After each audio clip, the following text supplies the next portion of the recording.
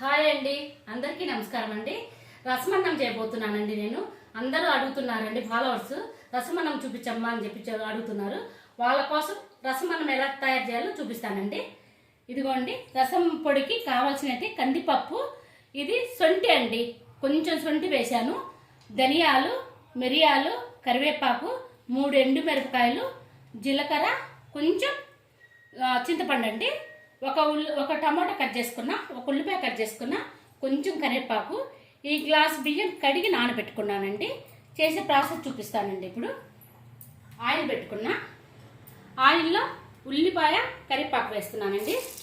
ఇది ఎర్రగా వేగేలోపు మనం ఈ మసాలా అంతా పచ్చిదే వేసుకోవాలండి. ఈ మసాలా అంతా పచ్చిదే మిక్సీ పట్టుకొని వస్తాను. ఇదిగోండి, ఇలా మెదిగింది.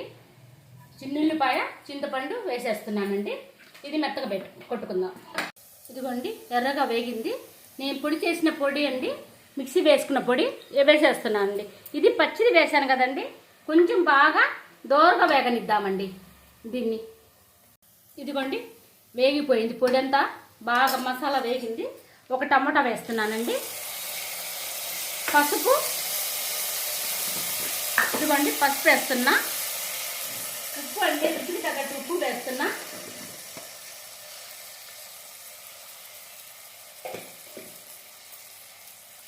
ఇంగువ అండి, ఇంగువ కంపల్సరీగా వేసుకోవాలండి. ఇంగువ సరిపోతుందండి. ఇది వేగనిద్దామండి బాగా. ఇదిగోండి, బాగా మగ్గిపోయింది టమాటా, అన్నీ వేసినవి. ఇప్పుడు బియ్యం వేసుకుందామండి. మనము ఒక గ్లాస్ బియ్యం నానబెట్టానండి నేను. ఇది నూనెతో బాగా వేగనిద్దామండి. బాగా ఒక 2-3 నిమిషాలు వేగనిద్దామండి. ఇదిగోండి, బాగా మగ్గిపోయిందండి నూనెతోటి. దీంతో నేను ఒక గ్లాస్ బియ్యం తీసుకున్నానండి. 9 గ్లాసులు వాటర్ పోసుకుందామండి. నేను కొలుపు పెట్టుకున్నానండి, 9 గ్లాసులు అండి. ఇది 6 విజిల్లు రానిద్దామండి.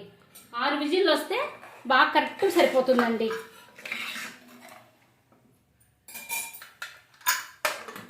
6 విజిల్లు వచ్చినాక ఆఫ్ చేద్దామండి. ఇదిగోండి, 6 విజిల్లు వచ్చిన తర్వాత అన్నం ఇలా ఉంటుందండి.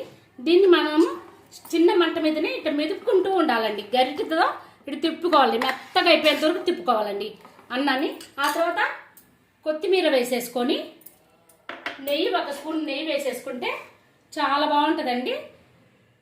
మొత్తం అయిపోయినాక చూపిస్తానండి మీకు. ఇదిగోండి, 5 నిమిషాలు స్టవ్ మీద పెట్టేసి ఇట్లా తిప్పితే బాగా మెత్తగా వచ్చేసిందండి. 5 నిమిషాల్లో గట్టిపడిపోయింది. చాలా బాగుంటుందండి. నేను చేసిన పద్ధతిలో ఒక్కసారి చేసి ట్రై చేయండి. నచ్చితే మాత్రం లైక్ చేయండి.